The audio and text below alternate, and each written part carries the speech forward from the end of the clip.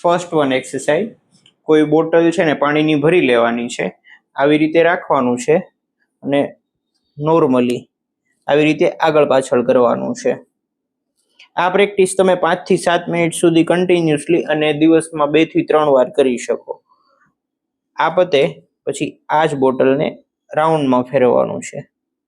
Anti clockwise and clockwise બંને રીતે ફરવું જોઈએ અને બંને શોલ્ડરથી કરી શકો, જે પણ ફ્રોઝન હોય બંને શોલ્ડરથી.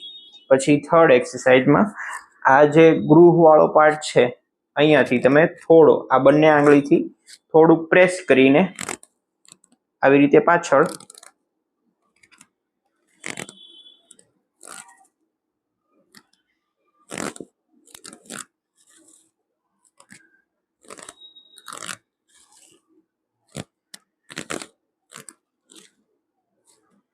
દિવસના 3 સેટ જેટલી વાર કરો એટલી વાર 15 થી 20 વાર સુધી તમે કરી શકો.